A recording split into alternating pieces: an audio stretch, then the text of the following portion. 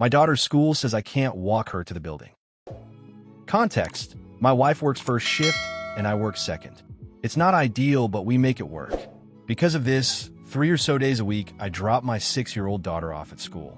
She loves when I drop her off, but every time it's time to get out, she gets so sad and seems like she wants to cry. She has seen some other parents from time to time walking their kids up to the school and always talked about how she thought it was cool. So I figure, hey, when I take her to school, I'll park and we'll walk up together. She absolutely loved it. She was smiling and laughing and didn't even look sad. So I decided to do that from then on. It continued every time I dropped her for maybe 4 weeks now.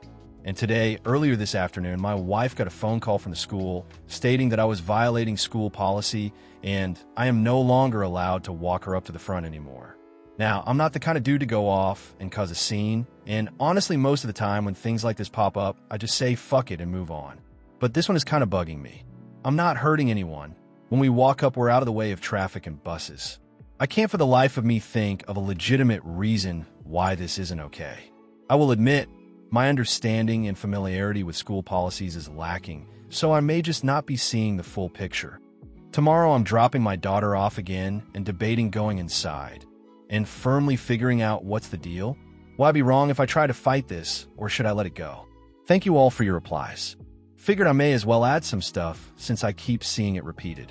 Yes, I have seen the other parents walk their kids up personally. I only mentioned my daughter seeing them because I thought it was relevant. Reading the policy, visiting the website, at the beginning of the year they had us sign a paper that asked whether she was going to ride the bus or be picked up, what time school starts, what time they're considered tardy, and what time school lets out. That's it. As for their website, I spent my whole lunch break at work looking through that thing. I found their school policies tab and nothing about walking your kid up to the building. I even went onto the website for the whole school system for our county. Nothing. Am I parking in the car rider area, blocking other people? I'm not. There's open parking all along the track field beside the school on the main road. That's where I park.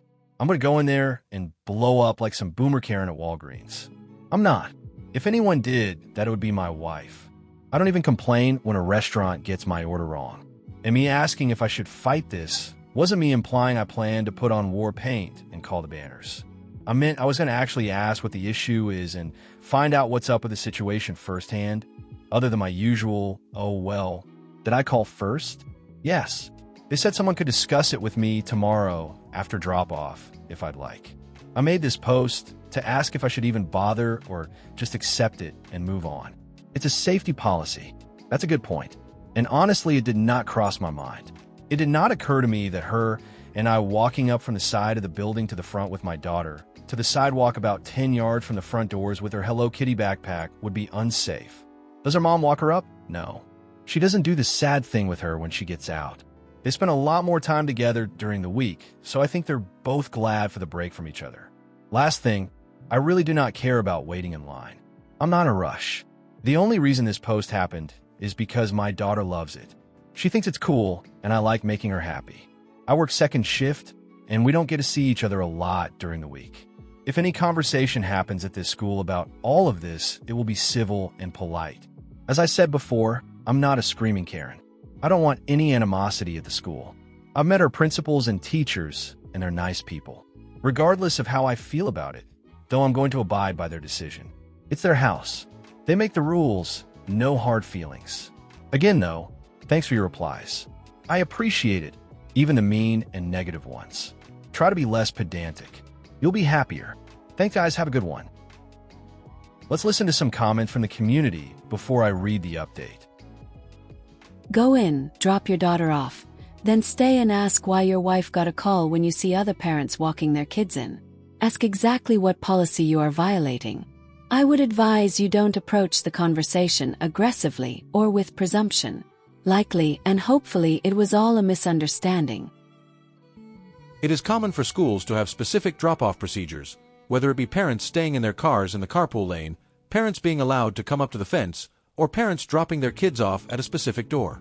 You wouldn't be wrong to inquire about what the drop-off rules are at your child's school, although I would be surprised if you didn't already have access to this information somewhere, but you would be wrong to make a stink about those policies.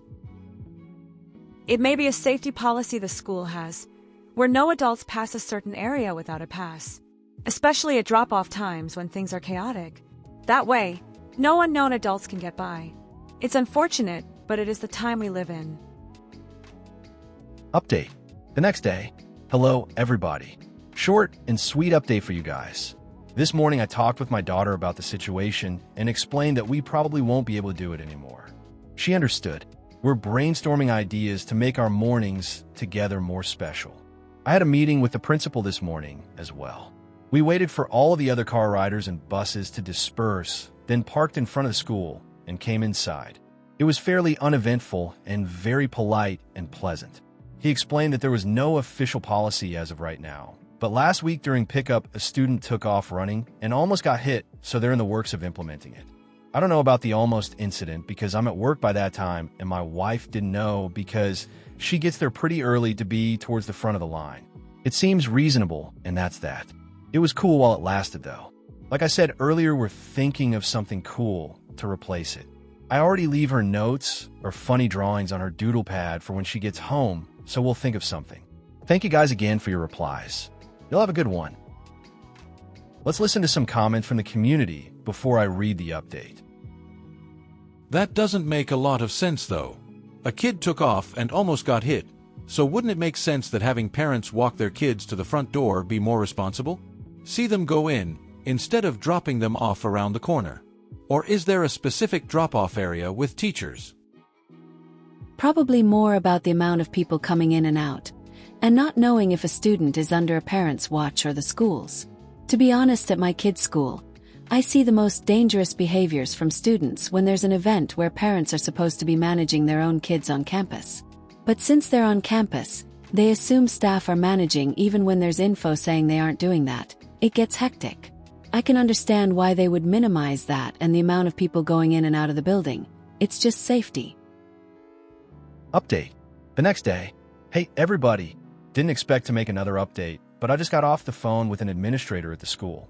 I can walk my kid to the door. Apparently, they had their school council meeting or something like that, and a lot of people brought up some of the points you guys made about how it makes no sense and relevancy and whatnot. Also, as some kind of speculated at, it was another parent who also works at the school who complained. The lady I talked to on the phone said she couldn't go into specifics, but the complainer basically said, "I don't like that," and used the almost incident with that runner kid as an excuse. It's my wife's turn to take my daughter tomorrow, but I'm going to take her the rest of the week and walk her up both days. It's not a big deal, but it feels nice to win one. Thanks to all of you guys. Have a good one. Let's listen to some comments from the community before the end of the video. You really can't change policy just because one person doesn't like it. Where does it end, then? You'd be amazed what entitled parents will demand of schools. Parents working at schools are the worst. There was one at the school my mom worked at my senior year of college. I would sub sometimes, and all the younger teachers were so scared of this girl, because her mom was the principal's secretary, and she actually tried to threaten people with that. I was subbing in the room the kid was in one day, and when she told me her mom was the principal's secretary, I told her my mom had been working here longer than her mom had been alive, and she didn't know what to say to that. This feels like some weird flex by a person in charge pushing their power. I can't imagine this policy making any actual sense. I ran into a very similar problem, and it was just the administrators trying to fit everyone into a box while putting in the absolute minimum effort. Families were given two options for transporting kids: the bus or the car drop-off/pickup line. Those were the only options, no exceptions, no parents or special arrangements. The problem? Busing was only offered to kids who live more than 2 miles away from school, so any kid who lived near the school would need to be driven in a car. If the family didn't have a car or walking just made more sense, there was no option to get the kid into the school building. I had to complain to the school board to get them to offer a third category for walkers. The admin were assholes about it. In their minds, we were being ridiculous and trying to skip the pickup line, because it was unfathomable that a family might have no car or only one car. Thank you for listening to this story. Let me know in the comments if you agree with the community. What would you have done in that situation? And for those who stayed to the end, thank you. If you like this type of content, feel free to like the video and subscribe if you haven't already. Take care of yourself and your loved ones. See you soon.